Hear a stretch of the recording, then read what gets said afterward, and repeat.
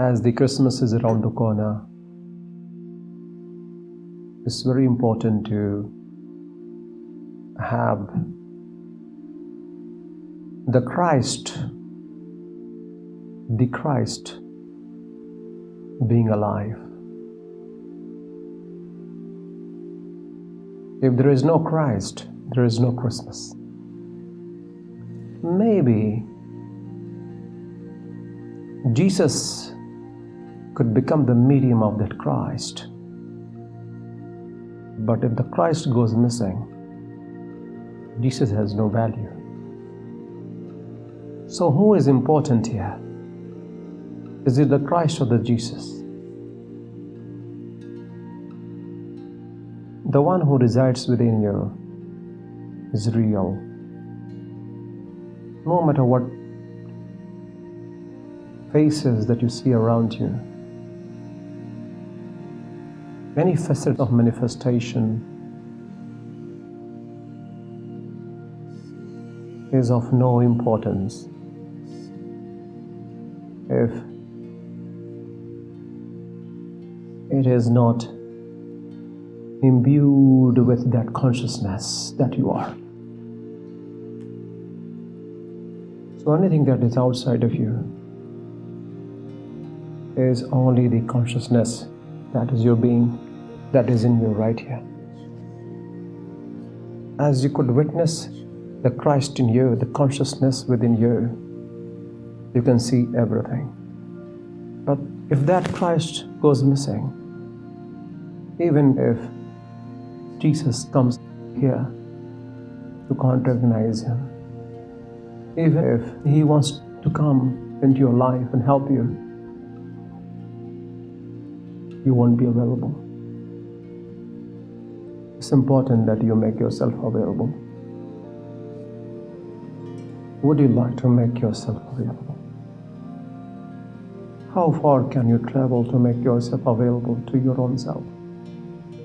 But Christ in you, the consciousness within. So all the facets of manifestation reside within you, and you can manifest them. But it does require your presence. Hence, all the blessing that you seek in any form, in any facets of divinity is right here. But the question is, are we here or we are missing? No God, no form of divinity could be controlled by you, by any one of us. Not possible. But if you are able to make friends with whom you live, things should be okay. Now, whom you live with 24 hours, 7 days a week is only yourself. You require manifestation of your own self. And as you manifest yourself, everything out there in the universe will come out, revealing itself. But the seeker is missing. So all the power and the divine grace that is available right here, right now, comes and goes off. All the energies of yours, which you could easily tap right here, because of your absence, everything is very elusive in its nature, or appears to be elusive in nature. So it's only through the mechanism who you are,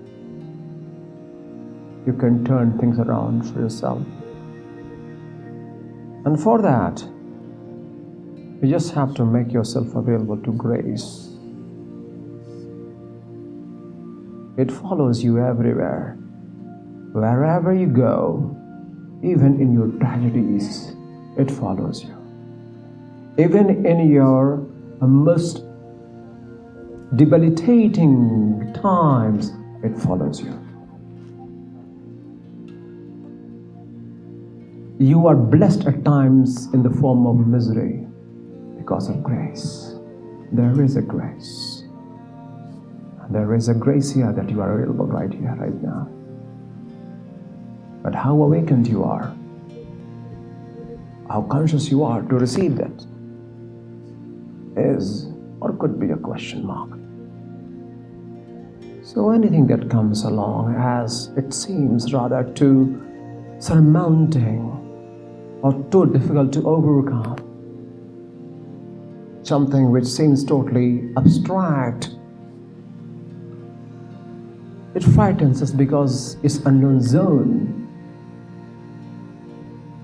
could transmute your energy. But it frightens you. It's unknown zone, and we're frightened to get into it because you don't know it. But the time you are awakened to it, all the knowledge that you seek is overshadowed by the flow of the grace that follows you at all times. So here, knowledge is slave to the flow of that consciousness that resides in you. That's why a lot of chanting of so many scriptures is not helping people. It won't help. It's okay, it may take a long time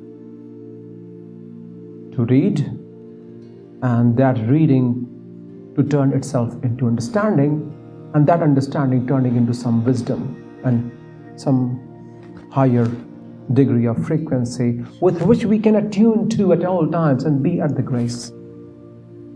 But we are the fallen one.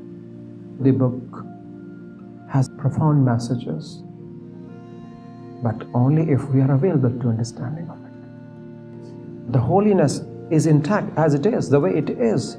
Absolutely, absolutely, sacrosanct. But are we purified? Are we holy enough? So if the Christ comes in, Christmas is beautiful. So please allow the Christ to come in. At times you need to become a channel, not a reservoir of some legacy or custodian of some ideologue. Absolutely not needed. Anyway, your life will be the way it is. You have the intellect. You have the willpower. And you will use your willpower and your intellect to do what you'd like to do. We are not instinctively driven human beings. We could be instinctively driven at times if we like to, but we could be consciously driven as well. So making this distinction between instinctively driven or being consciously driven life, which one would you choose, and to what extent would you choose? Maybe the instinct-driven life is the dispositions and character and the preferences and like and dislikes that you have chained within. And that shackle of dispositions of liking and disliking has got you where you are, and you cannot grow out of it. And that conscious life, that is more of a Christ life. Because that is a lie. There never was a time it wasn't there. There would never be a time it would cease to be.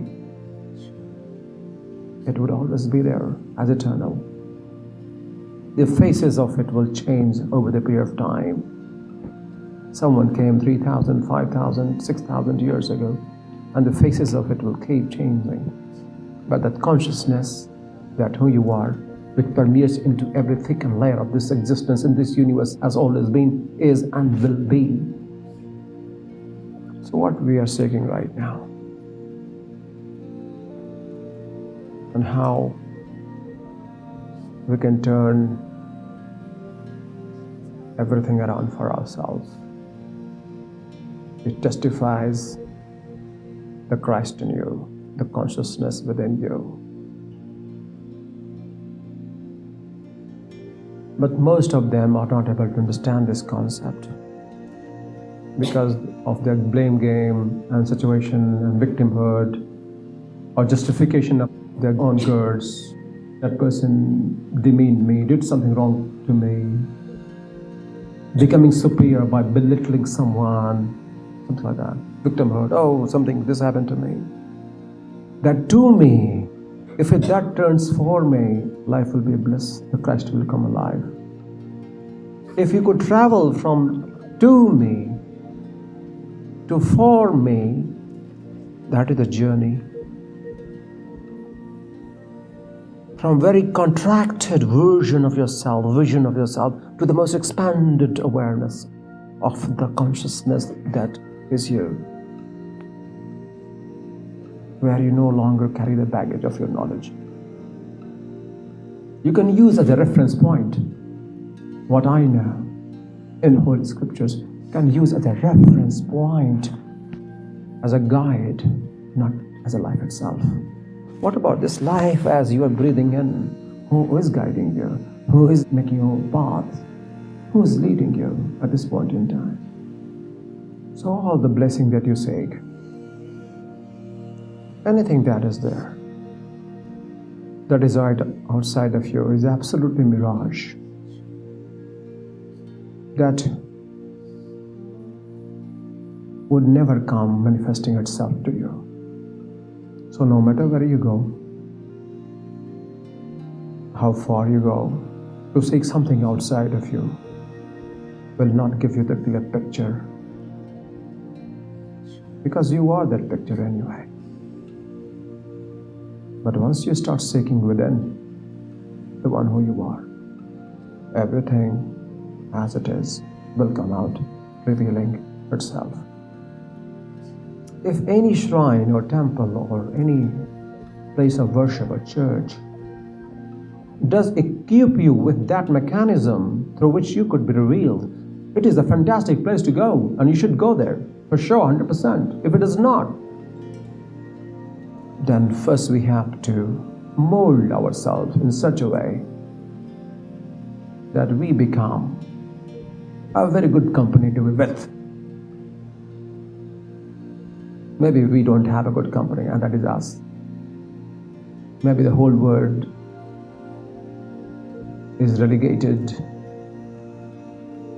by our own views, because we are not our own friend. So we need to surrender all that we know intellectually. It's very important that we let go of the things that have bound us, confounded or confined our abilities. The baggage that we carry of what all we know is the biggest constraint to our self-growth. And if that is resolved,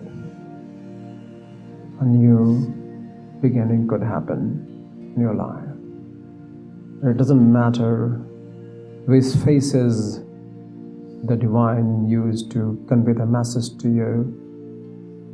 You do not need to just carry the burden of the knowledge. You could just be a channel to pass on the message. That could be good enough. Because once you are just rattling on what you know, you are giving out your signals based on who you are. And who you are is chained in dispositions. Who you are is chained in likings and dislikings, and belittling someone, making yourself superior. Doesn't matter what you convey, all the holy things, it would not work, it has not, it will not. Because who is conveying it is most important, not what is being conveyed. Because it will be taken anyway by the one who is receiving it. So what if you just give up? You relinquish all yourself and dedicate yourself to higher force. And then higher design takes over your words. Things will be sublime. Because you're not operating from your own concocted, learned version of yourself. And if you operate from that zone, then it will Be in sync with the power of the universe. Everything that you say will make an impact. The consciousness that you are will receive any information of any kind into its best possible manner for self-growth. So who is doing what is not important.